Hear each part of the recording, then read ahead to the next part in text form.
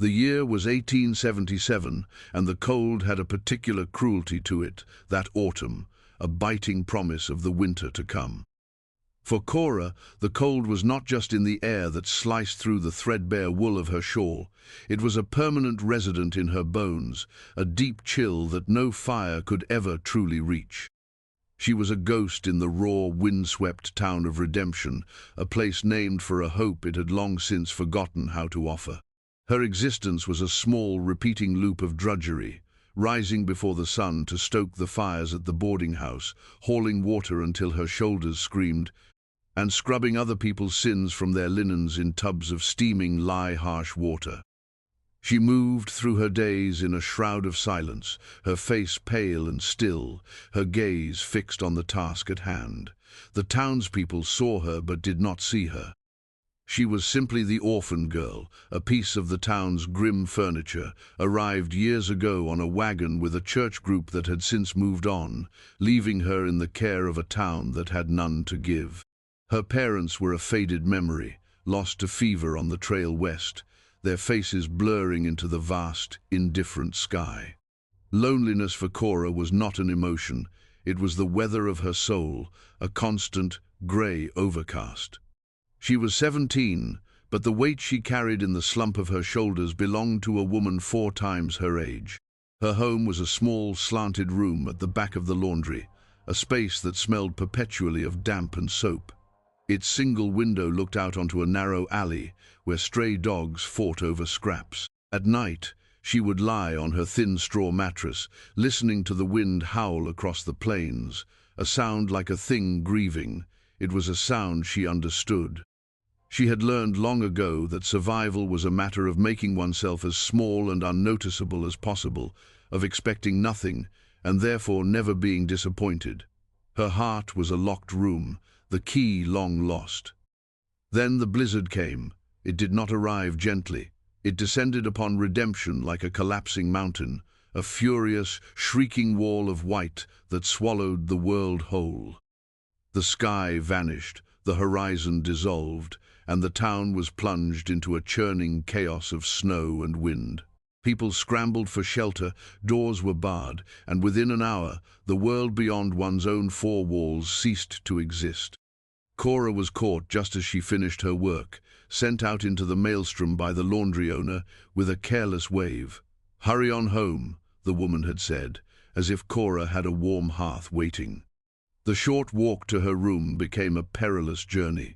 The wind tore at her, a physical force that sought to rip the breath from her lungs. Snow blinded her, stinging her cheeks like 1,000 tiny needles. She stumbled through the alley, one hand pressed against the rough-hewn wall of the general store, her only guide in the disorienting whiteness. It was then that she heard it, a sound so thin and fragile it was nearly lost in the gale's roar, a cry. She froze, thinking it was the wind, a trick of the ear, but it came again, a faint, mewling sound of pure distress. It was coming from a drift that had piled up against a stack of discarded crates. Logic, and the instinct for self-preservation she had honed for years, told her to keep moving, to get to her room, to block the door against the storm, but her feet would not obey. Something in that sound pierced the thick callus around her heart. She waded through the deepening snow, her skirts heavy and wet. There, tucked into a small hollow between the crates, was a cradleboard. It was intricately beaded, a work of art half buried in the snow, and strapped within its protective wooden frame was a baby. Its face was red with cold, its tiny lips tinged with blue. Its dark eyes were wide with a terror it was too young to understand. It was a native child, Lakota by the markings on the board, abandoned to the fury of the storm. For a long moment, Cora could only stare. She knew what the town thought of the Lakota. They were savages, a threat to be driven out, or worse, to be found with one of their children. It was a danger she could not afford. The sensible thing, the safe thing, was to turn away, to pretend she had seen nothing. The storm would cover it. No one would ever know. It was the world's way. The world was a place of harsh, simple equations, and this child was on the wrong side of one. But as she looked at the infant, its chest rising and falling in shallow, desperate breaths, she did not see a savage. She saw a life as small and abandoned as her own had once been. She saw the same profound loneliness that echoed in the empty chambers of her own being. The wind howled its monstrous lullaby, and in its voice, Cora heard a demand. Not a choice, but a duty.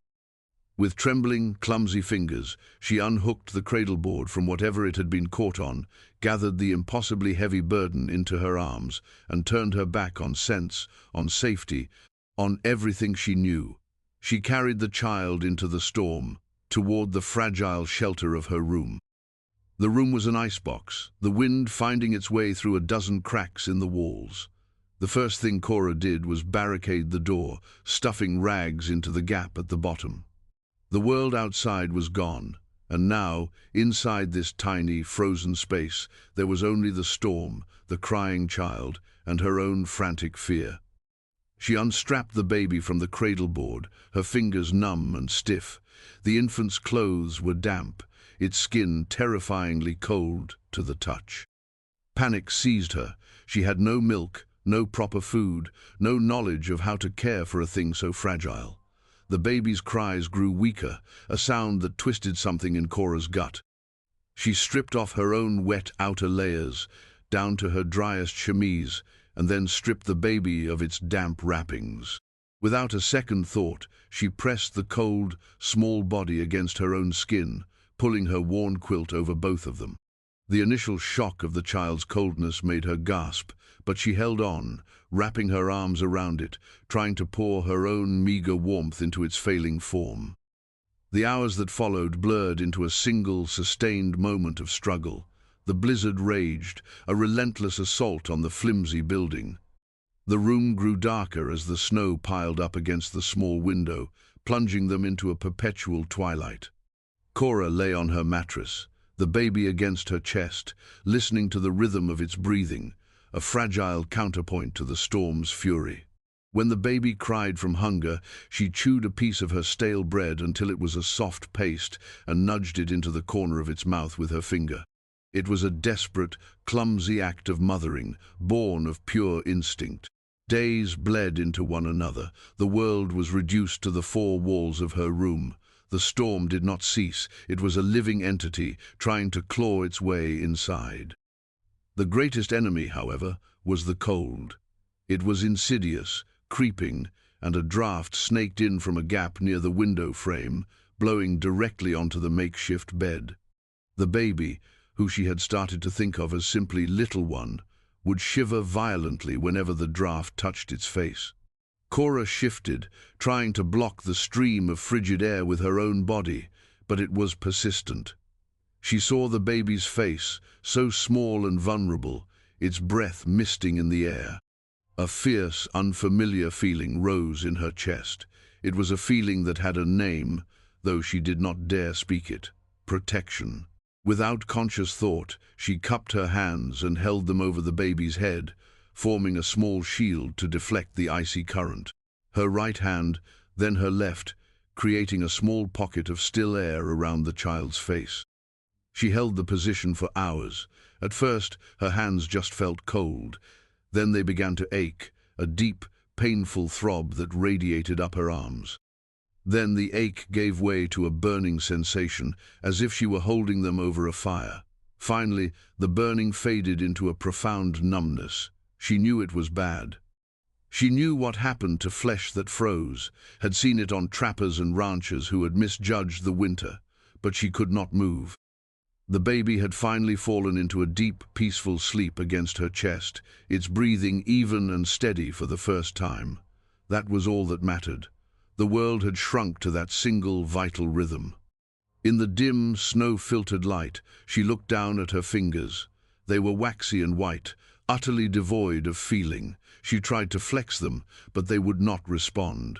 A distant, clinical part of her mind registered the damage, catalogued the future pain, the loss. But the rest of her, the part that was curled around this tiny, trusting life, felt a strange sense of peace. For the first time, her existence was tied to something other than her own lonely survival. She had given a part of herself to keep another soul warm. The price was marked on her own flesh, a sacrifice made not for God or country, but for a nameless infant in a blizzard. And in that ruinous act, something inside her that had been frozen for years began, impossibly, to thaw. When the storm finally broke on the fourth day, the silence was more deafening than the wind had been. Sunlight, brilliant and sharp off the new-fallen snow, sliced through a crack in the boarded window. It felt like an intrusion. The world was returning, and with it all its dangers. Cora's meager supply of bread was gone. The baby was weak but alive, nestled against her. Her hands were a horror. The numbness had been replaced by an agony so immense it made her vision swim. The fingers on her right hand, the two smallest ones, were no longer white. They were turning a dreadful, mottled shade of blue and black. The knock on the door came that afternoon. It was loud and commanding. Cora's heart leaped into her throat. She clutched the baby closer, a useless animal instinct. "Cora, open this door. We know you're in there." It was the voice of Mr. Hale, the town's self-appointed custodian of morality and owner of the general store. Slowly, painfully, she got to her feet, her limbs stiff and protesting. She unbarred the door, her clumsy, swollen fingers barely able to work the latch. Hale stood there, flanked by the sheriff, a man named Donovan, whose face was a permanent mask of weary disapproval. Their eyes went from Cora's pale, defiant face to the bundle in her arms, and then to the cradleboard leaning against the wall. Hale's face curdled with disgust. "Sweet mother of mercy, it's true then. You brought a heathen savage into this town." "She's a baby," Cora whispered, her voice raw from disuse. "It's an Indian," Sheriff Donovan corrected, his voice flat. "Where did you get it?" "I found her, in the storm." Cora's own voice sounded foreign to her, stronger than she expected. She would have died. "Maybe that's God's will." Hale snapped, his piety a weapon. "You have no right. That thing is not your concern. It's a danger to us all. The tribe will come looking for it, and there'll be trouble." Whispers had already spread through the town like a contagion. A small crowd was gathering behind the two men, their faces a mixture of fear and morbid curiosity. They stared at Cora as if she had grown a second head. She had crossed a line, broken an unwritten rule more sacred than any law. She had chosen the other side. "You'll give the child to me," the sheriff said, his tone leaving no room for argument. "We'll handle it." "Handle it." The words were out of her mouth before she could stop them. "What does that mean?" Donovan's gaze was cold. "That's not your concern, girl. Now hand it over." He took a step forward. Cora took a step back, pressing the baby so tightly against her chest it let out a small whimper. "No." A gasp went through the small crowd. The orphan girl, the silent, invisible girl, was saying no to the sheriff. Hale's face flushed with anger. "You defiant little whelp. After this town has sheltered you, you bring this filth into our midst and defy the law." The pain in her hand flared, white-hot and blinding. An involuntary cry escaped her lips, and she swayed. Sheriff Donovan noticed her hand for the first time. "What, in God's name, happened to your fingers?" She cradled her injured hand with her good one, hiding it from their view. "It's nothing." "Nothing." Donovan's professional curiosity briefly overrode his purpose. "That's frostbite, and a bad case of it. You'll lose those fingers if they aren't seen to." "That's what happens when you consort with savages," Hale muttered piously. "It's a mark of her sin." The argument was cut short by a sudden shift in the crowd. A murmur of a different kind went through them, a sound of alarm. The people at the back began to move aside, parting like a reluctant sea. Into the space they cleared rode 5 figures on horseback. They were Lakota women, their faces etched with the gravity of their purpose. They were wrapped in thick buffalo robes, and they sat on their horses with an authority that made the sheriff and his bluster seem small and temporary.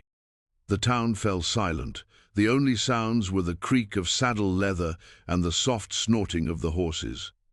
The lead woman, her hair streaked with silver and her face a beautiful map of dignified endurance, dismounted. She moved with a slow, deliberate grace that commanded the space around her. Her dark eyes swept over the scene, taking in the hostile faces of the townspeople, the nervous sheriff, and finally, Cora. Her gaze lingered on Cora, on the tiny, dark-haired baby clutched in her arms, and then it dropped to Cora's ruined hand, which she was no longer trying to hide. The pain had made her careless, and the blackened fingers were in plain view. A younger man, who had ridden with the women, dismounted and stood beside the leader. He spoke to Sheriff Donovan in passable, if heavily accented English. "We are looking for a child, the daughter of Swift Deer, who was lost in the great snow. The child is here," Donovan said, gesturing stiffly toward Cora. "This girl found it. We were just arranging for its return." It was a blatant lie, but he said it with a straight face. The lead woman, whose name was Winona, ignored him. She continued to look only at Cora. She spoke in her own language, her voice low and melodic. The young man translated.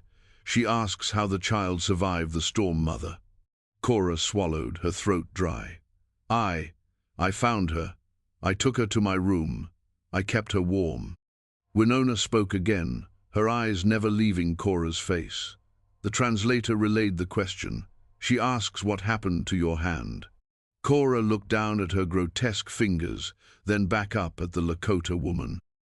For the first time she did not feel shame, only a strange, sad acceptance. The wind was cold. It came through the wall. I had to keep it off her face. She didn't need to say more. Winona's stern expression did not change, but something shifted in her eyes, a flicker of understanding that transcended language. She took a step closer, her gaze softening as she looked at the baby, who was now awake and staring back at her with wide, dark eyes. Then she looked back at Cora, at this pale, trembling white girl who stood defiant against her own people, who had maimed herself to protect a child that was not hers. She spoke a few quiet words to the other women. One of them, an older woman named Istas, with eyes that seemed to hold ancient wisdom, nodded slowly. Winona turned back to the translator. Her next words fell into the stunned silence of the alley. "We have come for the child," the translator said, his voice resonating with the woman's authority. "The child is our blood. We will take her." He paused, and Winona took another step, until she was standing directly in front of Cora.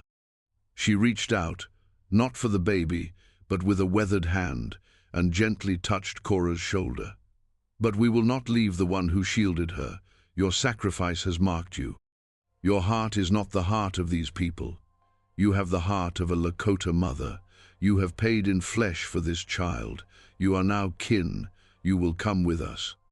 A collective shock rolled through the onlookers. Hale's jaw dropped. Sheriff Donovan looked utterly bewildered, his simple world of black and white and rigid lines suddenly thrown into chaos. He had expected a fight or a tense negotiation, not this adoption. "Now, hold on," Donovan started, finding his voice. "You can't just take her. She's one of us."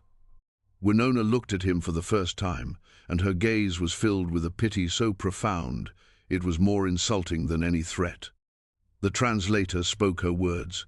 "She was never one of you. You saw an orphan to be used, a mouth to feed. You did not see her heart. We do.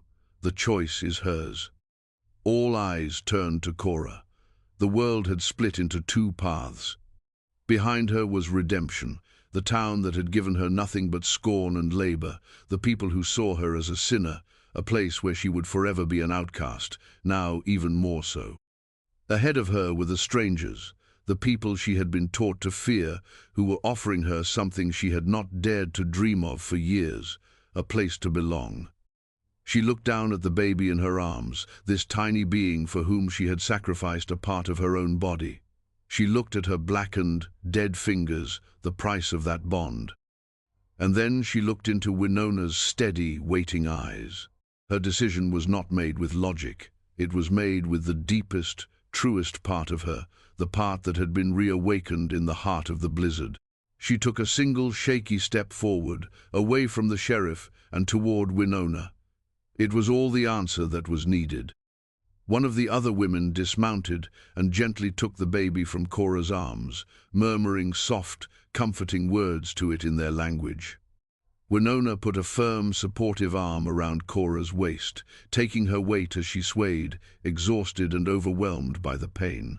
"You are safe now, daughter," she said in Lakota, and though Cora did not understand the words, she understood the tone. It was the sound of coming home. The journey to the Lakota winter camp was a dreamlike haze of pain and exhaustion. Cora rode on a horse led by Istas, wrapped in a thick, warm buffalo robe that smelled of wood smoke and sage. The world of redemption, with its narrow streets and narrower minds, vanished behind them, swallowed by the vast, white plains. The pain in her hand was a constant, searing fire, but every time a sob threatened to break from her, Winona would ride close, her presence a silent, steadying comfort. Their arrival at the camp was quiet and solemn. It was a collection of tipis nestled in a river valley, sheltered from the wind. Smoke rose from their peaks, a welcome sign of life and warmth. Cora was led immediately to a lodge set apart from the others, a healing lodge. Inside, the air was warm and thick with the scent of herbs. The days that followed were a trial of fire and healing. The tribe's medicine man, a quiet elder named Kuruk, examined her hand with gentle, knowing fingers. There was no discussion, no false hope. The 2 fingers were dead. They had to be removed before the poison spread.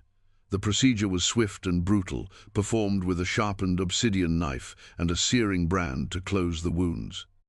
Cora screamed until her throat was raw, her body held down by the firm, compassionate hands of Winona and Istas. They did not leave her side. They bathed her sweat-soaked forehead, forced sips of a bitter, pain-dulling tea between her lips, and murmured to her in their soft, flowing tongue. In the long, slow weeks of her recovery, they cared for her with a tenderness she had never known. They brought her broth and stew, spooning it into her mouth when she was too weak to lift her head. They changed the herbal poultices on her hand, their touch always gentle. They spoke to her constantly, not demanding a response, but simply filling the silence with the rhythm of their language, weaving her into the sound of their lives. The baby, who she learned was named Chaitan, meaning falcon, was her most frequent visitor. His mother, Swift Deer, a young woman with haunted eyes, had died in the storm, thrown from her horse while fleeing a threat they did not explain. The women of the council were now his mothers, and by their decree, so was Cora. They would bring him to her, laying him beside her on the sleeping furs. He would watch her with his dark, intelligent eyes, sometimes reaching out with a tiny hand to touch her bandaged one, his touch impossibly soft. As her body healed, so did something deeper. The gnawing loneliness that had been her constant companion began to recede. It was replaced by a quiet sense of connection, a feeling of being woven into a fabric larger than herself. She was no longer Cora, the orphan. Here she was Ina Wanji, one mother, or Nape Sa, the one with the red hand. The names were given with respect, telling the story of her sacrifice. Learning their way of life was not easy. The language was a complex tapestry of sounds she struggled to weave with her own tongue. The work was hard scraping hides, gathering wood, grinding corn, but it was shared. No one labored alone. The laughter of the children, the murmur of the elders telling stories by the fire, the shared meal-sit was a community of breath and blood and spirit, and they had made a place in it for her. Months passed. The snow melted, giving way to the tender green of spring. Cora's hand healed into a permanent, scarred reminder of her journey. The 2 missing fingers were a phantom limb, aching with memory, but the sight of her own altered hand no longer filled her with horror. It was a part of her story, a testament to the choice that had saved not only Chaitan's life, but her own. She learned to cook, to sew, to work with 1.5 hands, her movements becoming fluid and certain. One bright afternoon in the late summer of 1878, she sat outside the teepee she now shared with Istas. the sun was warm on her face. A short distance away, Chaitan, now a sturdy toddler, was taking his first wobbly steps. He stumbled and fell onto the soft grass, looking up at her with a comical expression of surprise. He did not cry. Instead, he pushed himself up, a look of fierce determination on his little face, and took another step, then another, his arms outstretched for balance.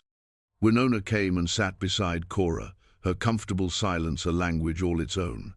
They watched the boy together, his small, triumphant journey across the grass. He finally reached Cora, tumbling into her lap with a happy gurgle. She wrapped her arms around him, her scarred hand resting gently on his back. The feeling of his small, warm body against hers filled the last empty spaces inside her. "He has your spirit," Winona said softly in Lakota. Cora understood her now, her ear long since attuned to the music of the language. "He does not give up." Cora looked down at Chaitan, then at her own hand, the visible proof of her transformation. She had lost a part of herself in the heart of that blizzard, but she had gained a universe. She had found that home was not a building or a town, but the shelter two souls could provide for each other. Here, among a people she had been taught to hate, she had found family. Here, in the shadow of her own sacrifice, she had finally, truly, been redeemed. The wind that blew across the plains no longer sounded like a thing grieving. It sounded like a song,